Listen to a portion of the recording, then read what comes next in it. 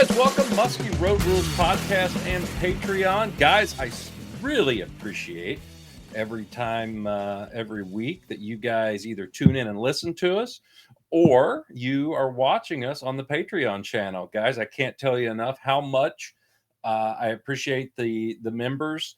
And also, I encourage everyone to get the membership. Not only does it help me, but I think it'll also help you. I'm bringing on a lot of guys from all over the country. Some you may know, some you may not. And that's the cool thing. We're going to talk about some different techniques and strategies that work for them that I'm sure will help you in your everyday fishing. And, we're doing this. It's kind of midday today. And a lot of these I film early, so we might make some references that are a little dated or something on here. But the information holds true for the entire season. So once you go to patreon.com, search Muskie Road Rules, and you can subscribe there. I got a couple different tiers, and it's real easy. And every week you will get the new video that pops up with the podcast, and plus you will get access to all the ones we've ever done. So all the way back from January, the 1st of January, when I started this new thing, you're going to be able to watch that. So make sure you take advantage of it. I think you're going to like it. Today, we've got a new kid on the podcast. I don't know if I should call him a kid, although he is a kid to me. Most people are kids to me. We've got Aiden Johnson here from Aiden's Angling Guide Service. Aiden's up in Minnesota. And Aiden, how you doing today? Doing good. Thanks for having me. Yeah. Now, Aiden, you are young. How old are you? Yeah, I'm 18 years old. So. Oh, you're 18. Well, that's good. You're legal in most states, unless you're Mormon, and I don't think they're ever legal. And then, so where are you from? How did you get into this? You're a young guy trying to get into the muskie game. How long have you been fishing, and kind of what's your story? Yeah, so I live on the east side of the Twin Cities Metro here in the White Bear Lake area. And I actually grew up on a muskie lake. So I was very fortunate to be able to grow up with muskies basically in my backyard. And it started like most other kids. I fished a lot for bass, pike. And one day, me and my dad just decided we wanted to kind of get into the muskie thing. On our first outing out, my dad got like a beautiful 46 incher. And Jesus. watching him like catch that thing, I was just like, man, this looks like so much fun. I want to do this. So we hired Ryan McMahon actually. Oh my God. Yeah, I know. That must have been a Groupon or something. Yeah. But we hired him to bring us around and show us these metro lakes. And I owe a lot of credit to Ryan for where I am today, because he really showed me the ropes into the muskie industry. And once I eventually got really, really addicted to it and had, 5-6 years under my belt, he kind of just started teaching me more about guiding and what that looks like. And here I am now, third season in, and it's going to be my third season. So I'm really excited. Nice. Yeah, it's been awesome. Nice. That's pretty cool. Ryan's an old friend of the podcast and of mine. I've known for many, many years and love to give him shit. So pay no attention to anything I say. But well, that's cool. You're able to do some stuff there, growing up in Minneapolis right there, and having such good fisheries around you is really a cool deal. What was your dad's first one? What did he get that on? Yeah, he got it on a kind of a old fashioned MEPS bait, just a double sixes, double fives, maybe something real small. And Okay. just the old MEPS muskie killer, one of those. Nice. Yeah, pretty lucky. Yeah, well, 46 inch for your first muskie. That's pretty damn good. I remember mine was 37. I used to be, when I was like getting started in this, when I was like 12, 13 years old, I didn't even want to look over the side of the boat because I thought it would scare me. And if I seen one. And so I can definitely relate to some of those times. And even catching, for me, it was we were just excited if we seen one during the day. And sometimes I don't even know if we raised a gar or a muskie, but we just assumed it was a muskie and went with that. But, fishing in the metro there and stuff. So you deal with a lot of pressure, boating traffic and stuff like that. How does that affect kind of what you're doing out there?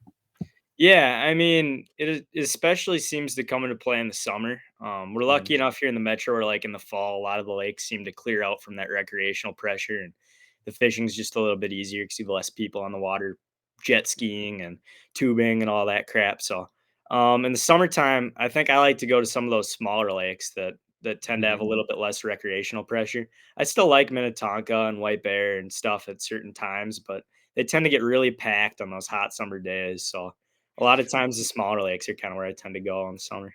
Yeah, no, I get it, and, growing up in Minnesota there, I would assume it was a lot of topwater bucktail stuff. It definitely seems like a traditional Minnesota patterns, and when I was fishing Mille Lacs, many you weren't even born yet. Oh, God. Um, Back then, it was just, the bucktail topwater, it was really cool. Have you noticed, even in your, let's say not super long time musky fishing, have you noticed that, things, you're using different baits and different tactics and doing some different stuff to get these fish to bite? Yeah, for sure. One of the things that's really helped me is just like taking these basic baits and fishing maybe a little bit more unique version of it, or like a version that the fish haven't exactly seen. So one bait I can just pull out actually that's right next to me here is sometimes going to some of the new stuff. Like as you were mentioning, bucktails and topwater are huge baits here in the metro. So Mhm, like last year when Kramer came out with that baby wood tick, having that combination of the bucktail and the topwater together, but something that they also hadn't really seen at all was a mhm. huge bait in my boat. And Yeah, that's something that Ryan had talked about on an earlier podcast with me, was the nice. baby wood tick. And I gotta, I've been texting with Kramer. Um, I've got to get some of those for the summer up on the woods. And Oh, yeah, you even used them up there yet. They're killer on woods too. yeah, though I gotta find some of those, and then I'm getting some of his crankbaits that he made this year. I should have them tomorrow, actually. I think that's what UPS said. Nice. But yeah, trying some of that. So, in a situation where you're throwing like that, I don't know, hybrid, almost surface weight tile style baits, where in like the metro or the lakes that you fish do you find that most effective, and what conditions? Yeah, so actually what worked for me really well this year was I found this crazy, weird, unique bite. And it was the most effective bite for that style of bait because I found fish sitting in like 3 to 5 feet of just some of the thickest weeds in the lake. I actually Hmm. called it like the jungle bite because the fish were just buried like so far back in these weeds. And it was during a time where in Minnesota they'd usually be sitting shallow or they'd be starting to make their way out back to these deeper weed edges as live bait Uh-huh. season approaches. And it was just really a unique experience because I'd never really seen fish position themselves in those super thick weeds during times where typically I'd be hitting sand flats with top waters and burning smaller blades over, or maybe it was a little bit later in the year and I'd be pushing back out to that outside weed edge. But I found fish sitting really shallow. And what that baby wood tick was awesome for was it's actually because of the wood body and its buoyancy, it's actually able to ride above those weeds super well. And Hmm. it's the best client bait ever, in my opinion, too, because you can give it to someone, and when it hits the water, unlike a traditional bucktail, it's not just sinking down the column, Hmm. waiting to get in those. And when you're fishing those thick weeds, if you let it sink for like half a second, I mean that thing's buried, and all of Hmm. a sudden your client's got a pound of weeds on the end of their bait. But Yeah, that it's a bait good was fight. yeah, right, yeah, making me get the net out for nothing. But Hmm.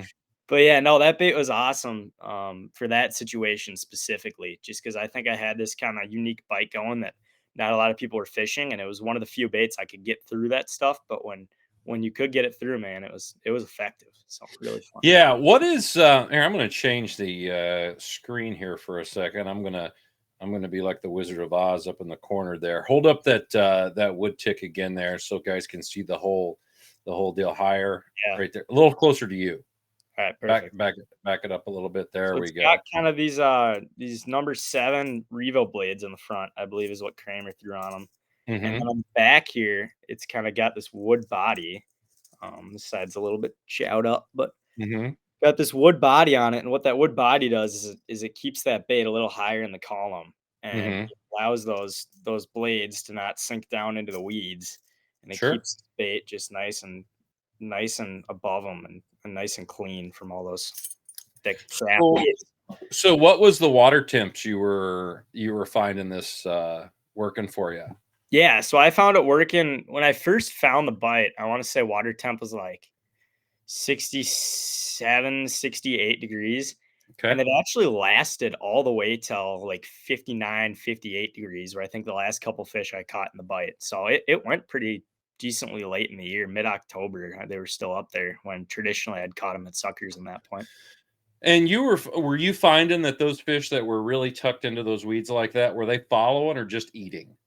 A lot of times it was just eating on the dirty water lakes, but on the clear water ones, I was having a hard time with them like seeing the boat and spooking real hard as they were coming to the eight. But Okay. the dirty lakes for sure, or the stained lakes, I should say. We don't have any super dirty ones around here, but the stained ones, they would just clobber it when they saw it like that. And were you finding that maybe like were like your calmer days better, or did you need some wind, or did it matter? Yeah, so weirdly enough, the day I actually like discovered the bite with my dad, we were fishing the George Wall, which is like one of the tournaments here in Sure. the Metro in September. And we were fishing it and we had nothing going. Like I think we moved one maybe right away in the morning and Mhm. it got really, really slow. And what happened was the sun came up and there was zero wind. So it got to be kind of one of those days in September that felt like it was mid July and it was Mhm. just one of those hot, ugly days where traditionally fishing isn't that great. And we had nothing going on outside edges and fished shallow in the morning and only moved that one. So I was like, you know what? We're going to try something weird here. We're going to go in some thick weeds and just see what happens. And from that moment on, anytime it was like it got sunny and it got traditionally piss poor musky conditions, we'd go up in those weeds. And the first time we did it, I think I lost one, and then maybe my dad lost. Yeah, my dad lost another one too. So it was a no, I must have lost. Yeah, I lost both of them. But either way, we didn't net any fish in that tournament, but we went up in those weeds and we actually moved like 6, 7 fish and got those Mhm. 2 bites. And that's when it kind of clicked in my head. It was like, holy smokes, we just went from having nothing all day to moving 6, 7 fish in the span of the last 2 hours of the tournament and got 2 of them to bite. Like this is Sure. pretty legit. I gotta try this again. Yeah. No, I totally get it. I'm gonna put your website up here too so people can get a hold of you that way. No, I've always said that there's a fish biting every second of every day. You just have to find them, and that's one of those things when those hot, calm, crappy, not traditional, great days to get a sunburn, but not a great day to for fishing. Typically, finding those fish, especially in those water temps, that sounds like something that they could get them going. How what are some other things that you've worked on as far as like getting converting bites and stuff? Any other like your top water stuff or anything? Yeah, yeah. So another great bait through those weeds was all the Lake X stuff. Hmm. Great when you didn't have floaters. When you had floaters, it was a little bit of a different program. Boy, what's that? I don't know, but I love it. Right? Great. Well, when the floaters weren't going, these top waters worked great. And one thing that I did with these top waters that is, a, I'm not going to take credit for inventing it or anything because it's pretty decently done here around the metro, but it's one of those bait mods that works to this day, and it's been around for however many years Lake X has been around. Is guys have been adding that extra split ring to their top waters, you can see here, and what that extra split ring allows that to happen is that hook hits the prop of the bait. You can hear it Hmm. makes that sound that's real clanky and annoying. And I Hmm. think a lot of people around here who are fishing their Lake X top waters, they'll either be too lazy to put them on or they just don't do it. And that prop hitting that hook and making that annoying clanking sound really seemed to get a couple of more of those followers into bites. And I noticed Now, that. put that back up there. Do you have one or two extra split rings on there? So on the Cannonball Juniors, I like to do two to make like a total of three split rings. And then on the Okay. Fat Bastards, I only had one to get a Okay. total of one split ring. But the one thing I do differently than everyone else with these baits is I do oval split rings instead of Okay. like the traditional circle ones. And with Okay. those oval split rings, they're a little bit more elongated. So for the Fat Bastard, especially, it's nice because sometimes with a circle split ring, they don't actually hit the prop. But with Hmm. that oval split ring, it allows that hook to get a little bit further down and actually hit that prop. So Okay. I'm gonna move No, here. that's where do you get those oval rings for? You're fine. You don't have to. Not too Uh, bad. no, no, no. It's not bad at all. I love your basement though. That is a nice ceiling you have Thank you. there. Yeah, the bait wall works well. The where do you get those oval ones? Yeah, I just purchased them at Thorn Bros, so I know they have them available there, but I honestly couldn't tell you who makes them or where else you can buy them. But every time I walk into Thorn and go to the split ring section, they're there. Okay. Yeah, no, they look I definitely like the way they look. Is there spring sale coming up this weekend? I believe so. I'm not necessarily sure if it's this weekend or later on, but Okay. Yeah, I know it's soon. They've got their spring sale. So guys, well, we're putting this up later, so you'll probably be going, well, Greg, that happened a month ago, so shut up. Um, so yeah, but no, I'll think reacting. I'm gonna move real quick. okay, no problem. All right, there you I like it. Did you go. bring that bucktail? I'll go. I'll go bring it with me. Yeah, we'll make sure we get some good clips of all the baits too. Yeah, I want to see those. Let's see those baits and everything. But so the topwater thing, that a little bit tougher in those real thick weeds. I'd assume it can be more of a pain in the butt. Yeah, yeah. With the floaters, especially, it gets to be annoying. But a lot of the lakes around here don't have too bad of an issue with floaters. Forest Lake, if you've ever been around there, that area is typically the worst. But as long as Yeah, you're not on forest, the floaters are usually manageable enough where you're able to get a bait through pretty effectively with a top water. sure. No, I get that.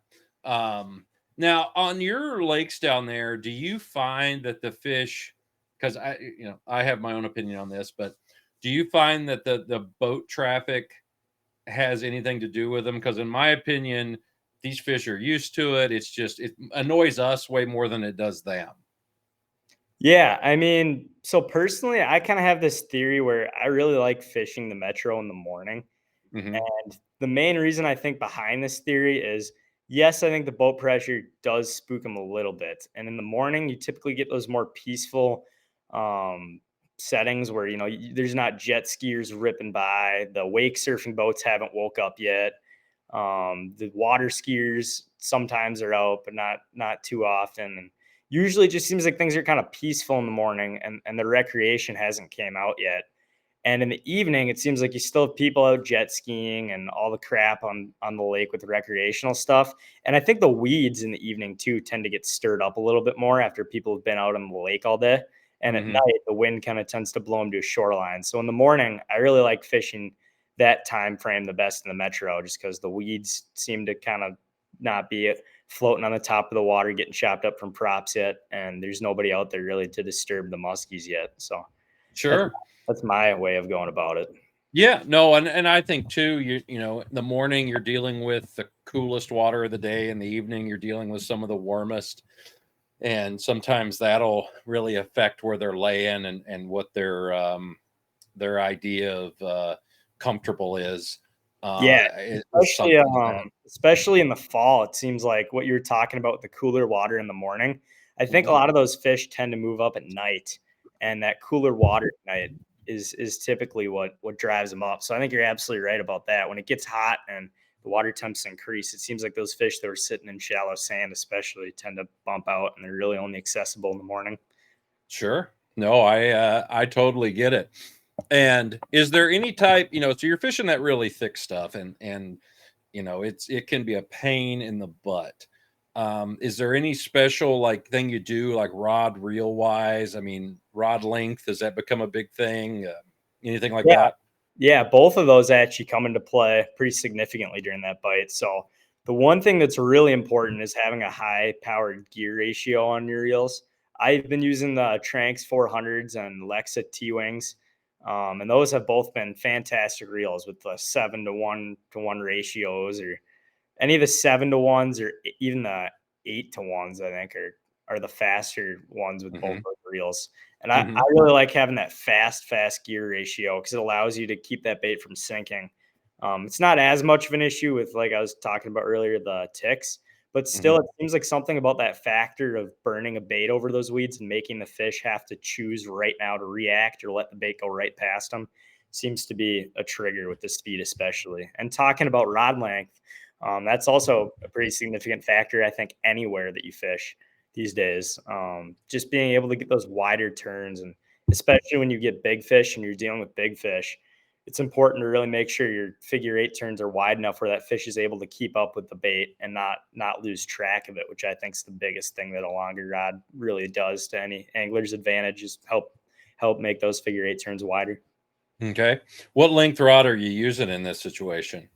Well, I'm a little short, so I like 9.6. I think 10 feet rods are a little bit long for me, but I'd recommend 10 footers to anyone who thinks they're comfortable fighting fish and fishing those rods. But I typically will run like 9.6, 9. Okay. Yeah. Yeah, and that also probably helps steer baits around the weeds and steer them through those nasty patches Yeah. and all that, because I'm sure you're having plenty of casts that you may only get 4 feet of cast in before you're just gobbed up. Yeah, exactly. Yeah, you got to That's find those pockets for sure too. Finding those yeah, little 5 to 10 foot pockets in the weeds is oftentimes where I'll see those fish sit when they're doing that bite, and that's the easiest stuff to get a bait through too. So it kind of works out well. yeah. All right. What about traditional bucktails? Yeah, so for traditional bucktails, the ones that really shined in my boat this year Is were that the what kind of mount is that behind you? I like that. musky mounts. It's actually from your side of the country there up by the angle. So that was my Okay. first 50 and my dad's first 50. We actually caught him on the same day. So that was Oh really cool. Jesus. Yeah, yeah. The first time we went up to Lake of the Woods, um, several years back, we were fishing with Forrest, and you Hmm. know Forrest. You must know Forrest if you're up there. Oh my God, such a deadbeat. Such a deadbeat. He's a great guy, but we were fishing with him, and we got 5 50s in the span of 24 hours. It Oh was my stupid. God. Well, at least, yeah, if you call that good. Yeah, and we ended up getting Yeah. like 33 in the 5 days we were up there. So we just caught this crazy lightning in a bottle like bite that was just ridiculous. But yeah, we got him first 50s, figured we'd get him mounted. So Yeah, exactly. I thought that was a stringer mount for a second, and I was like, I hope that is a stringer mount because that would make me laugh. no. Uh, but wow, that's awesome. Yeah, the woods can be something magical if you hit it right. Yeah, it's a Um, cool place when they're going. but let's see that bucktail. Yeah, back to the bucktails. No distractions. But yeah, so the two that work really well in my boat almost every single year, and then the new one that got introduced this year. The two old ones were the 8.9 staggers, have been around for a while from Muskie Frenzy, and the IC9. And those two baits are awesome. They've always been fish producers for me. I've thrown them since Nick's came out with them, and they've been some of my best producing baits every single year. So one thing I really like to do with my 8.9 staggers is these baits are pretty big in profile, but in terms of the blade size, a size 8 in Minnesota here, a lot of guys consider that to still be like a smaller size blade, and size 9 even isn't huge, but it's getting a little bit bigger. So it's traditionally like known as like a smaller bucktail, and I say it's like a smaller bucktail that fishes big because Mhm. it's got these 8.9 blades on it, which aren't necessarily the biggest blades. But if you look at the profile on these 8.9 staggers, it's actually a pretty big profile. There's a lot of skirt to it, and it's a longer profile for double 8 or 8.9 blades. So what I like to do is I've added a front hook the last couple of years. You can just take a split ring and about Hold two fire. two There you two go. beads up here. I like to put the split ring, and you attach another split ring and then the hook. And what that's really done for me is I noticed when I was fishing these 8.9 staggers without it, they were coming up in the figure eight a lot of times and eating that like front half of the bucktail. And Hmm. what would happen is I'd set the hook and there'd be about, 4 or 5 inches of bucktail sliding through their mouth before that hook grabbed them. And sometimes they'd either like head shake in that moment or they'd spit it or whatever. And the fish wouldn't get hooks. And I was like, gosh, that's really frustrating. I wonder if I add a front hook, if they start to hit it up on that higher section of the bait, if that'll keep happening. And I added a front hook and it worked great. I landed like the next 5, 10 muskies I hooked doing it that way. So I never went back. What size hook are you putting on there? Yeah, so on the back of these 8.9s, I believe they have 7/0 hooks. I like to size one down and do a 6/0 hook. And the only reason for that just being that I feel like it hides in the skirt a little bit better if I do a 6-aught hook. It kind of like just disappears back there, as you can see. Mhm. It's a little bit more secretive, but I'm not sure the fish would really care if he threw 7-aught or not. But I don't mind sizing down so that thing hides in the skirt a little bit more. Sure. No, I mean, anything like that is always good. And when you're doing that real thick weed bite that you like, are you throwing many traditional bucktails in it?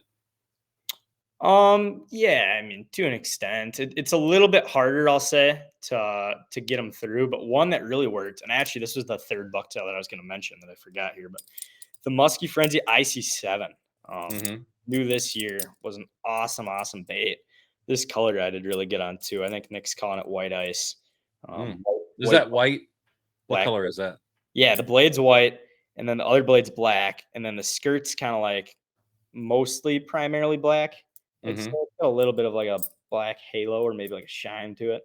I don't Mhm. know what you'd call that. I'm not the bucktail skirt guy, but that IC7 was awesome because those things still fish like a little bit of a bigger bucktail, and they have a big weight on them, which I really like because you can cast it really far. But what that big weight doesn't do on the IC7, as much as it does on the 8.9s and the IC9s, is it doesn't seem to weigh the bait down all that much. And I was able to get that bait through those thick, thick weeds really good. Whereas the 8.9s and the IC9s would sink a little bit more once they hit the top of the water. Sure, sure. Now you sent me this little dude right here. That's not it. Um, what did I do with it? I want to put, hold on, remove, and then do the remove, and then do. There we go.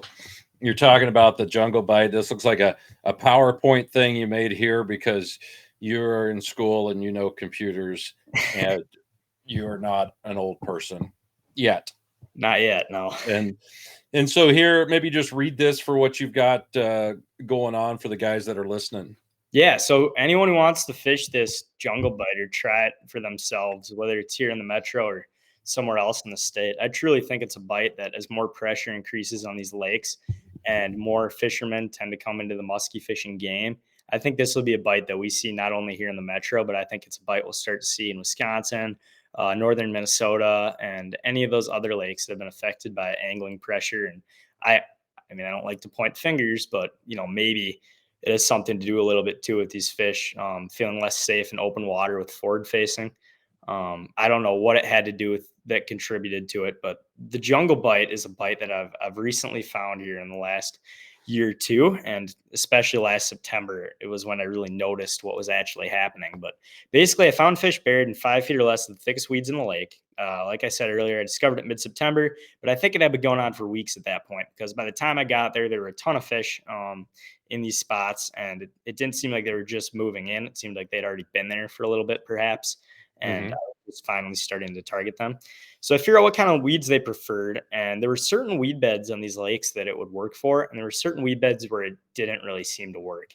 And what I noticed is those lakes had a little bit more like a cabbage type situation, worked a lot better than like the junk weeds. But that being said, I still found some stuff where they'd sit in junk weeds. So it seemed to be more dependent on the weed bed itself and not necessarily what kind of weeds you were fishing. But oftentimes the fish would bite later in the day. It was during sunny, bright conditions when I do the best. And you had to find some effective lures to get through the thick stuff, like me and Greg were talking about. It's not easy to get baits through that thick crap. So the Did top. you try any? Did you try any like safety pin spinner baits or anything? Oh, that's what I was gonna. Yeah, so kind of a bummer you mentioned that. Actually, I was really trying to get my hands on some better spinner baits so I could try that through there. And I have Hmm. the blue water ones, which I think work really good, but I think they work a little bit better for like trolling them. I haven't necessarily done great casting, and they Hmm. sink. They have a treble on them still, and they sink a little bit. So I think with the mix of that treble and how they like would sink when I throw them, they were getting a little bit more weeds than I wanted them to, but I was trying to get my hands on some like ace baits or something like that during the middle of the season to use, but I never really had to because they just bite a wood tick or a bass or a Sure. bucktail. There's a guy I had on, Ben LaDuca, a few weeks ago, who makes the Duke's Dozers. He's out of Buffalo, New York, Nice. and he makes a really nice spinner bait, double single hook, big profile, bunch of different blade styles. I think stuff like that would probably definitely work. You mentioned the ace baits; those are great. Grim Reaper makes a really nice spinner bait for that. CJ right up there in the metro, he makes a nice one. And but yeah, I would assume that those baits would work really really well in those situations that you're talking about. But hey, here's the deal: if it ain't broke, don't fix it. Right. Um, I mean, trust me, I've tried to fix a lot of bites that I thought, oh, I bet this will make it even better. No, it doesn't. You just look like a moron. Um, and try to make them go a certain way when they just don't want to. But then you also sent me this one here, this dude here, and the what you like to target them with, and you've got your the small bucktails on here, the double eights, adding the front hook. I really like that. I've actually added. There's times I've added a little single hook out the back of the bucktail when the fish are just nipping really bad, just hanging like a trailer hook on a spinner bait, and putting it over one of the trebles and putting a grub on it or something to make it look different. And I've caught fish when they're just in that nipping time, and you get them for two head shakes and they're gone. Yep. But the wood tick, that's an interesting bait. I have not done a ton with them. I am planning on doing some of the baby stuff. I know Ryan's told me about them forever, and it's just something I gotta do. I fished some bigger ones last year, and we had some success, but I think that smaller one would have been way nicer for the areas that we were fishing. And I think they would look and come through that stuff really really good. The hook extension, that's something that I've been doing for a while too, and it does make a lot of noise on those baits, and it doesn't tangle them up too bad. No, I almost never really have too much issues with those Lake X ones tangling ever. Yeah, no, they do a great job, and you get that little extra ting, ping, whatever you want to call it, sound there from behind the bait, and yeah, it does pretty good. Now, is this one of your fish from last year? That is, yep. That one was actually caught during that jungle bite. And that one is really frustrating because on the day of that tournament I was telling you about, one of the fish we moved was a really nice fish. I want to say it was close to the magical number. It was probably between 49 and maybe 50, 51 on the top side. But we moved this really nice fish at the end of the tournament. And typically here in the metro, we don't have a situation where you come back on fish very often and you're able to like keep repetitively moving them over and over until they bite. I like that a lot when I go up to areas like woods and even a little bit in DL where you can come back and still have some fish Hmm. like give you repeat action. But it doesn't happen a lot in the metro. And we had this one fish going and it was the exception to the rule. This thing came in like for 3 days straight. Every day I'd fish it.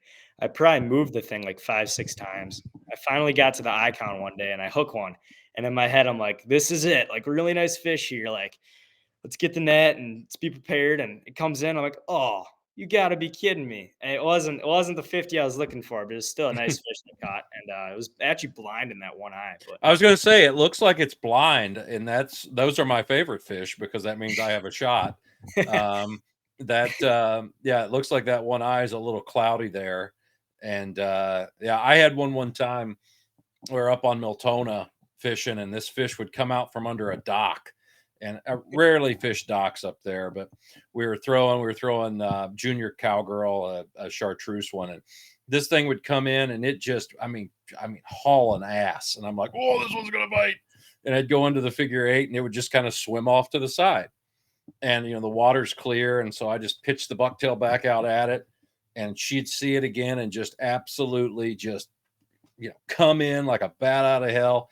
I'd make the first turn and she'd just drift off again. And finally, I bring it in. I see it go and sit down on the bottom and throw back out there, reel it in really fast. And here it'd come in. And this time I turned the bucktail a different way and it just inhaled it, landed the fish. Well, it was missing an eye. So every time I turned, when I turned the bait, I was going to the left. just Uh, lost. it lost. I was like, why am I here? and it just kept on swimming. And and then finally, when I turned it back to her, let me look into your good eye. Uh, it finally ate. So yeah, no, that's I've been there. What did you get this guy on? Yeah, that one was on a fat bastard, and it Mm, was it was kind of a cool moment because it made me realize like how many fish were really up there on this bite. Because I had this giant fish and I kept moving, and on the same icon, we caught like another one, probably sitting in that same 5 foot patch of weeds. So it was like kind of an eye opener to me. That fish was specifically where I realized like, holy smokes, there are a lot of fish up here. But yeah, sure. fat bastard, that one ate. So Yeah. Is this it here in the net?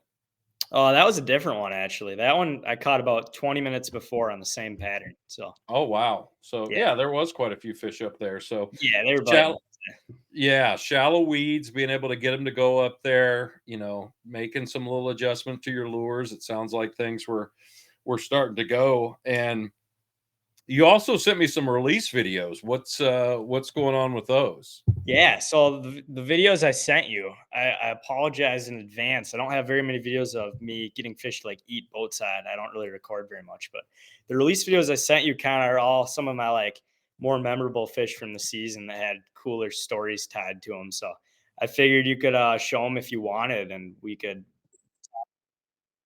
Yeah, this one here. Big marked up fish. Yeah, it was gorgeous.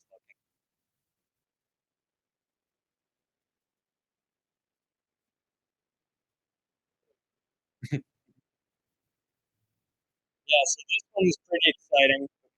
One cool thing that happened in my life recently is I've been graduating. I'm about to graduate from high school, and I got to make a decision with college. And so me and my dad Yeah. went up to tour Bemidji because I know there's some really good musky lakes around there. There you go. That's a good Well, that's important when choosing a university. that's the number one thing you want to look for. Yep. Anyone out there Mhm. listening who may be considering that, you want to definitely go based on musky lakes and not education. So we were up there, we were up there doing that, and we ended up touring the college, and it was all right. I didn't mind it up there, but we had a couple hours to kill, and we drive out on the lake, and I haven't fished any of the Bemidji lakes in my life, and I know there's a heavy open water bite out there. So we went out there and we're driving around, and I wasn't scoping them, but I was using my side image out in the basin. And I side imaged just this monstrous school of tullabees. And I handed my dad like an giant XL beaver. And I'm like, yeah, go casting that thing. And he gave it about 2 pulls before that one came up and just clobbered it. So that was pretty cool fish. That was early in my season. So it kind of was a great way to start the season off for us. And it had some of the most pretty markings I've ever seen on a fish that big. Cause usually when they get over 45, 46 inches, they tend to lose their markings, I notice, and the Mhm. spots tend to go away. But that one, they stayed on it. So really pretty No. fit. And then we got this guy here.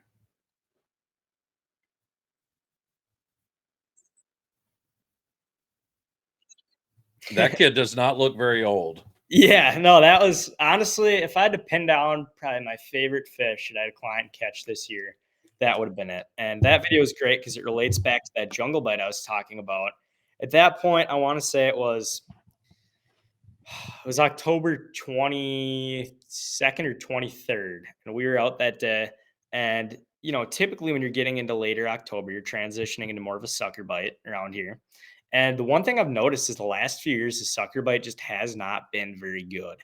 Mhm. And I don't know whether that's a lack of fish on the spots where they're typically on, or maybe that's just because fish are becoming so much more used to seeing suckers when everybody comes out for that last month or two of the year to drag them. And we ended up sucker fishing in the morning, and it just wasn't happening. And I could tell the kids were pretty bored. We hadn't really had any activities from suckers. So I was like, you know what? We're going to go try the jungle bite. There were so many fish up there a week ago, two Mhm. weeks ago, whatever it was. I was like, there's got to be some stragglers left behind. So what I did was I positioned the boat in a little deeper water, and I still had the suckers running for the two kids, and they wanted me to cast. So typically I wanted one of them to cast. I was, trying to encourage them a little bit, but it was later in the day and they were a little bit tired. I'm like, you know what? I'll cast for you guys. And if I hook one, we'll hand it off or something like that. And Mhm. I cast in this, I think it was a shallow or a mid rig too. It was probably shallow rigged with the way I was casting it, just way up there. I was bombing it into the weeds.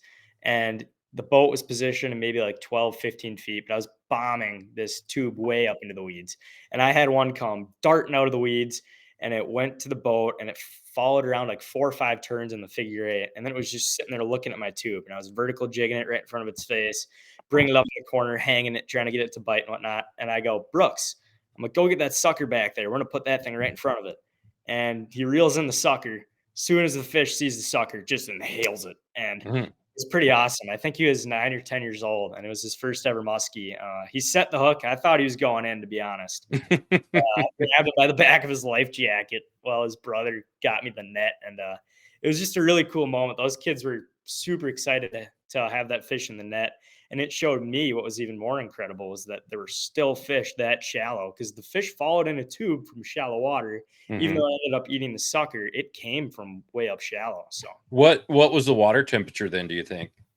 Uh, maybe it was sub 58. I'd say it was 55, maybe 53, somewhere in that range. Okay. So the fish were still up using that. I'm assuming the weeds were probably starting to die a little bit, weren't they? Yeah. No, they were. I could not believe that fish was still where it was, but it was there. That's that's the one thing, I love sucker fishing, been doing it for a long time, and um it's amazing to me how many fish stay shallow like that in the fall.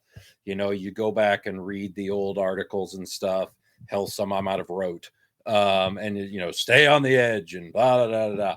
But man, I've found that those fish do go up there, and it is a pain in the ass to fish suckers in that stuff. But Oh, it's i- horrible. if if you're able to pull those fish out, like you said, with that tube, it's a beautiful thing. And getting that fish to go, that's pretty awesome. That kid's gonna love that.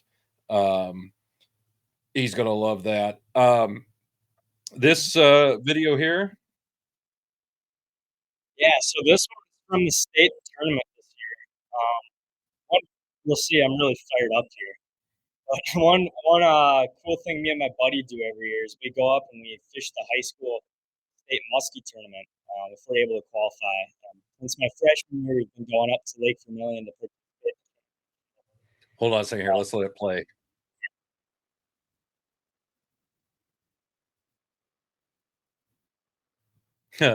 So what was the story behind this one?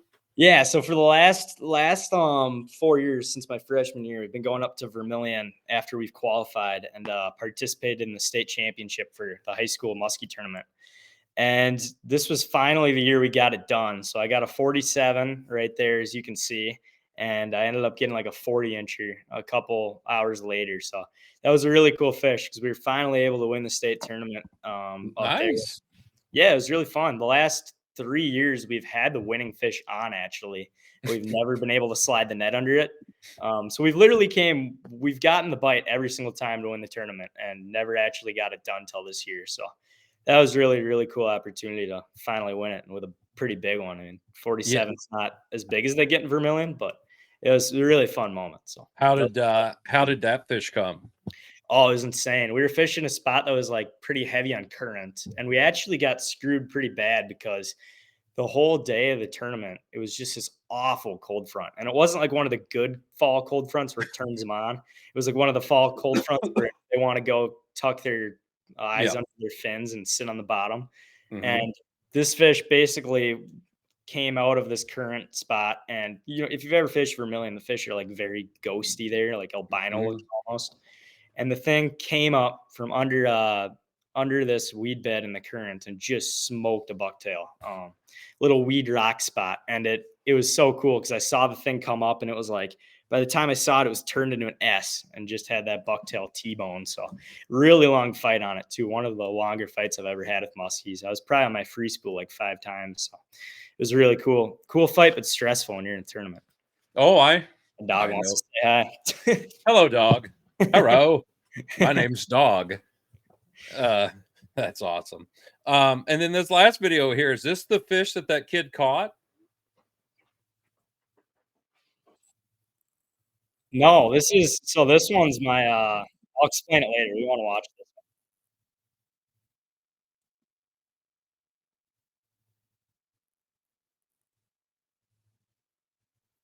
You're gonna have to ignore the med check.